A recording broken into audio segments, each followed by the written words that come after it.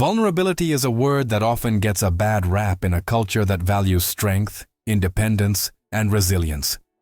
Vulnerability is often seen as fragility, something to be avoided at all costs. We are taught to toughen up to hide our flaws and to put on a facade of bravery, even when we are breaking down inside. But the truth is, vulnerability is not weakness. It is the purest form of courage. When it comes to transformation, it is impossible to avoid vulnerability, because transformation means confronting the parts of ourselves we would rather keep hidden. It requires us to step into the unknown, admit that we don't have all the answers, and open ourselves to the possibility of failing, being rejected, or stumbling. This is scary, and yet necessary. Think about any significant change you have had in your life. Maybe it was starting a new job, ending a relationship, moving to a new city, or even beginning a personal journey of growth. Each of these moments required a level of vulnerability, admitting that you didn't have it all figured out, that you were taking a risk, and that you might go wrong along the way, and that's uncomfortable. We avoid vulnerability because it makes us feel exposed. We fear that if people see who we really are, flawed, imperfect, chaotic, they won't love us, respect us, or accept us. But here's the paradox. The more we hide, the less we grow. True transformation doesn't happen on the surface, in the places where we pretend to be okay. It happens in the depths, where we're willing to be authentic and raw and open.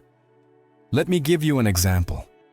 Imagine you're standing on the edge of a cliff, looking down into a deep valley. You know that to get to the other side and reach the place where you can grow and evolve, you have to jump. But standing there, looking down, all you can feel is fear. And if you fall, and if you don't make it, and if you're not strong enough to withstand the jump, that's vulnerability.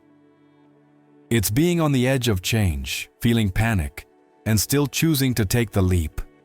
It's the moment when you have to say, I don't know what's going to happen, but I'm going to trust the process. Vulnerability is the space between where you are and where you want to be. The gap that only you can bridge by being brave enough to show up, even when the outcome is uncertain. One of the most profound realizations we can have is that vulnerability isn't something that happens to us. It's something we choose. It's a decision we make every day in the big and small moments. To let our guard down, to stop pretending we have it all together, and to allow ourselves to be seen. When we make that choice, we open the door to transformation, because real change, meaningful, lasting change, requires honesty. It requires us to acknowledge our fears, insecurities, and doubts, and to sit with them instead of running away from them. The point is, vulnerability. It's not just about admitting that we're afraid, but also about being willing to welcome what comes next, to accept love and help and connection. We often think we should do everything on our own, that asking for help is a sign of weakness. But actually, vulnerability is the gateway to deeper relationships, both with ourselves and with others. When we allow ourselves to be vulnerable, we create spaces for connection. We allow others to see us as we truly are. And in doing so, we give them permission to show up as their authentic selves too. This is where the transformation really begins. It is at that moment that we stop pretending. We stop trying to control the outcome and instead allow ourselves to be seen. We stop running from our fears and face them head on. We stop hiding from our pain and embrace it. We stop pretending to be someone we are not and begin to embrace who we truly are. That is where the magic happens. When we embrace vulnerability, we stop allowing fear to rule our lives. We stop relying on the need for perfection, for certainty, for approval to hold us back. We realize that transformation isn't about becoming someone different or reaching for an unattainable ideal, but about shedding the layers of protection we've built up over time. Taking off the masks we've used to fit in and reconnecting with our true selves. But this isn't easy. It's not clean or comfortable. It's messy, painful, and challenging. We'll get hurt, we'll make mistakes, we'll stumble and fall along the way. But each time we do it, we grow. Each time we choose vulnerability over avoidance, we're one step closer to becoming the person we're meant to be. Vulnerability requires us to confront the stories we tell ourselves, the narratives about who we think we should be, the expectations we've internalized, and the fears that keep us small. It invites us to let go of the need to be perfect and to accept that we are enough just as we are. It encourages us to stop hiding from our pain and instead reach out to it to allow it to be a catalyst for growth. In a world that tells us to be strong and keep going, vulnerability is radical. It's an act of defiance. It says, I don't have all the answers, and that's okay. It says, I'm imperfect, and that's enough. It says, I'm scared, but I'm going to show up anyway. Embracing vulnerability means stepping into the unknown, with no guarantees, no roadmap, no knowing what comes next. It means trusting that even in our most vulnerable moments, we are still worthy of love, of connection, and of growth. Letting go is one of the hardest things we're asked to do. We hold on to so many things in our lives: habits, relationships, identities, beliefs, often long after they've expired. Why? Because they're familiar, and the familiar feels safe. Even when deep down, we know something no longer serves us. We hold on to it because the thought of letting go is terrifying. It feels like we're losing a part of ourselves, like we're leaving solid ground to step into the unknown. But here's the truth. We stuck. Let's think of it as carrying a backpack full of rocks. Each rock represents something we're holding on to: an identity, an expectation, a fear, a belief. Maybe a rock is a role we've played for so long that we don't know who we are without it. Another could be a relationship that used to nourish us but now drains our energy. Maybe a rock is a belief about what we're capable of, a belief that over time has become a self-imposed limitation. At some point, the weight of these rocks becomes too much to carry, slowing us down and making it impossible for us to move forward. But we've carried them for so long that the idea of putting them down seems strange and even impossible. But if we want to grow, we must lighten our load. Look at the things we're carrying and ask yourself if this is still serving me, helping me move forward, or holding me back. Letting go is about making hard choices, about recognizing when it's time to release something, even if it once brought us comfort or a sense of security. This is where many of us get stuck. We are afraid to let go because we don't know what will take its place. We think that if we let go of that identity, that relationship, that belief, we'll have nothing left but the truth that is faith. It's true that letting go isn't about creating a void. It's about making room for something new.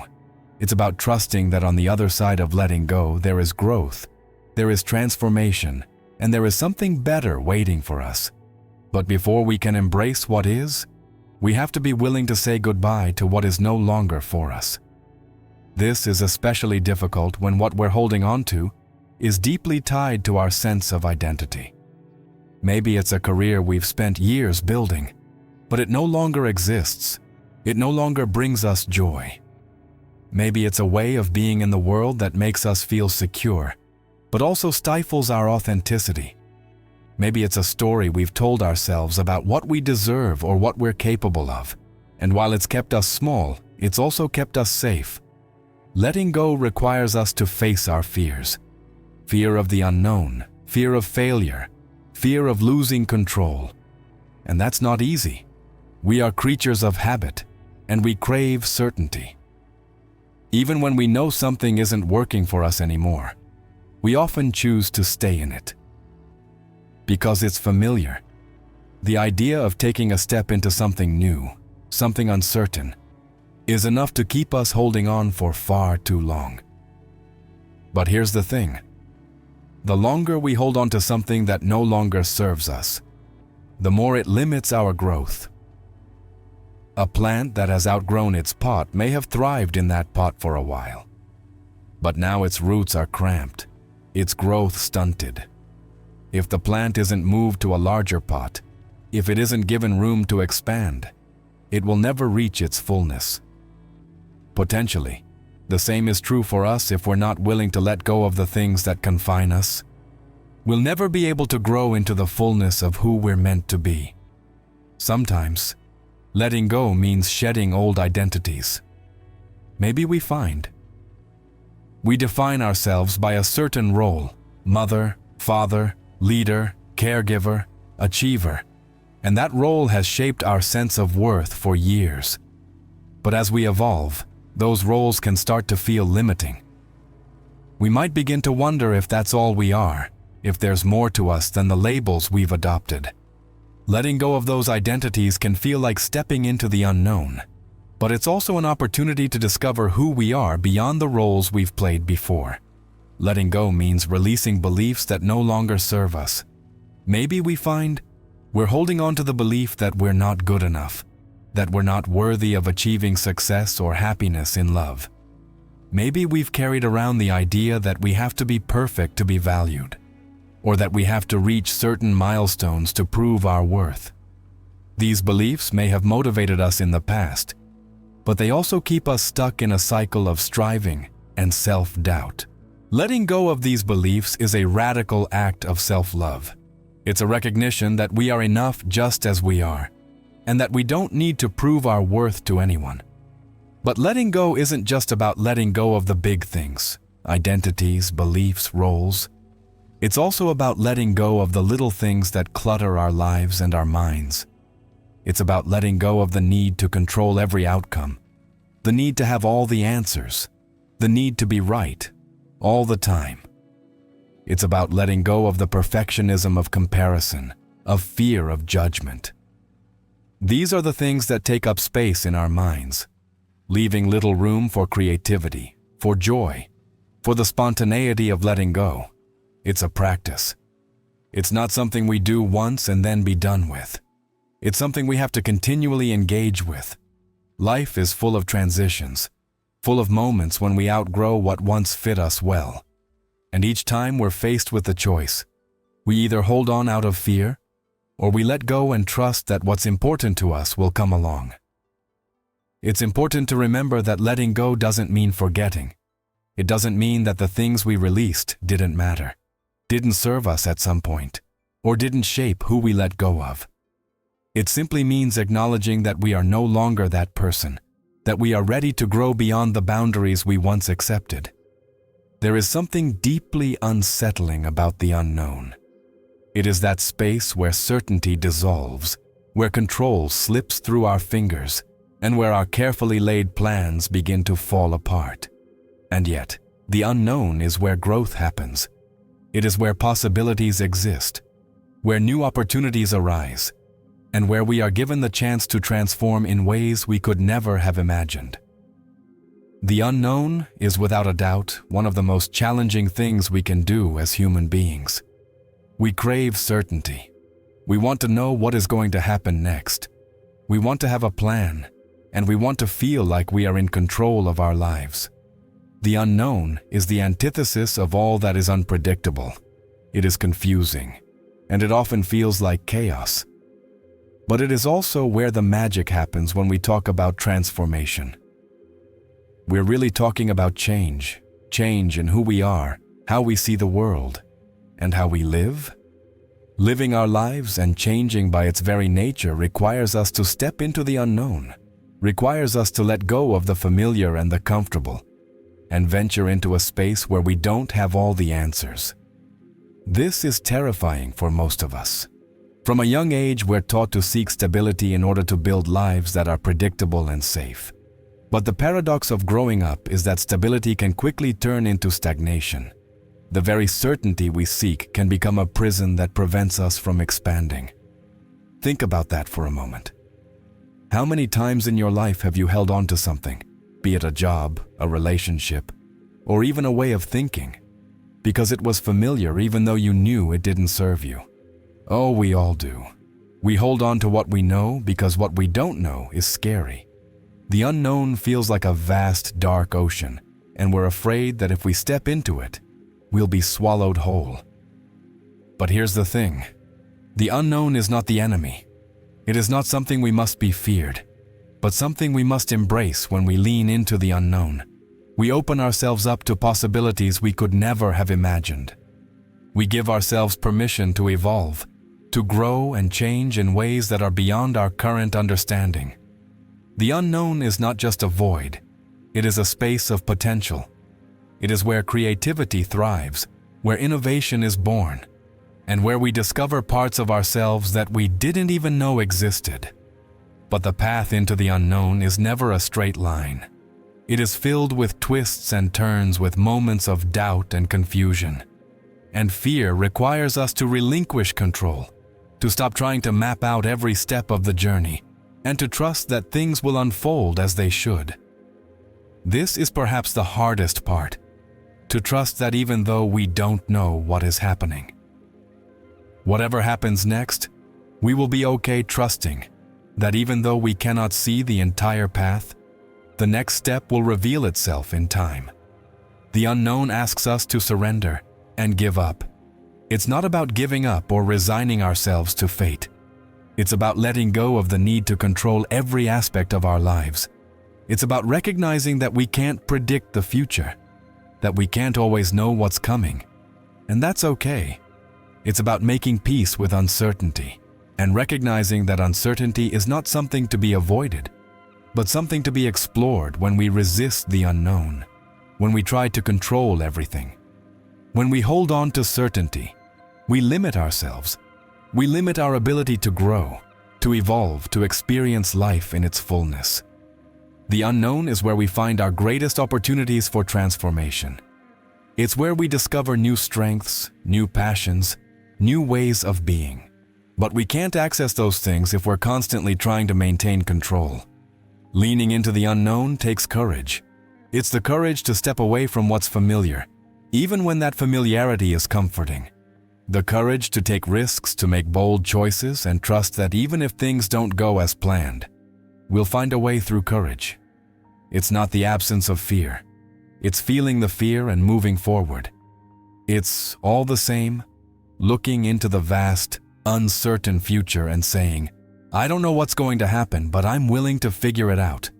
Let's be honest, stepping into the unknown is rarely a smooth or easy process. It often comes with a sense of loss and disorientation. When we let go of what we know, there's a period where we feel unmoored, where the ground beneath us seems unstable. We may question our choices and wonder if we've made a mistake. This is part of the process. Growth is uncomfortable. Transformation is uncomfortable. But it's in that discomfort that we find our greatest opportunities for expansion. Think about the times in your life when you've experienced the most growth. I guarantee you those times weren't easy. Maybe you went through a major life change, a breakup, a career change, a move to a new city. Maybe you faced a challenge that pushed you out of your comfort zone and forced you to face your fears in those moments. You didn't have all the answers. You didn't know what was going to happen next. But you leaned into the unknown. And why? From it, you grew. You became stronger, more resilient, more capable. You discovered parts of yourself you didn't even know existed. The unknown is where we meet ourselves. It's where we take off the masks, roles, and expectations we've had so long, and we come face to face with our true selves. It's where we learn what we're really made of, where we discover we're real. We discover what we're capable of, and where we discover the depths of our own resilience. But we can only get there if we're willing to let go of the need for certainty. So we often limit ourselves to trying to plan every step of the way. We think if we can have a detailed roadmap, if we can just know what's coming next, we'll be okay. But life, it doesn't work like that. The greatest opportunities, the most meaningful experiences often come when we least expect them. They come when we're willing to let go of our plans, to release our expectations, and step into the unknown with an open heart and an open attitude. The mind bent toward the unknown isn't about being reckless or throwing caution to the winds. It's about being intentional in our willingness to explore what's possible. It's about recognizing that we don't need to have all the answers to move forward. It's about trusting that the unknown is not a void to be feared, but a space to be filled with new possibilities, new experiences, and new growth. When we lean into the unknown, we open ourselves up to a world of opportunities we could never have anticipated. We allow ourselves to be surprised by life, to be challenged and transformed in ways we couldn't have planned. For the unknown, it's not something that happens to us. It's something we step into, something we choose to engage with. But that choice requires faith, not in a religious sense, but in Him. The belief that we are capable of taking on anything that comes our way requires faith in ourselves, in our resilience, and in our ability to adapt and grow.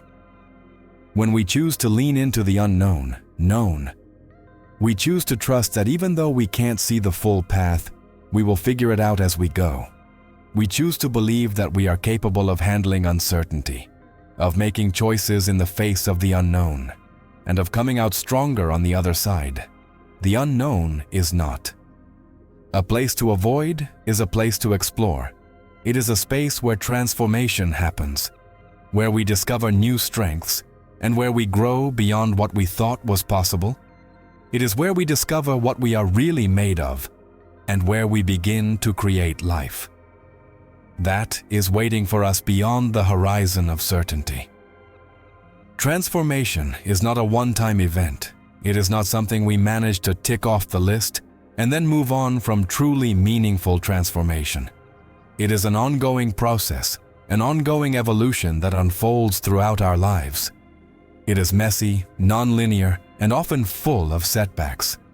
However, this is the very nature of growth, that it does not happen overnight, and it certainly does not happen without effort, persistence, and dedication. Transformation requires us to commit, not just to a single moment of change, but to a lifelong process. From becoming so often, we want change to be quick and painless.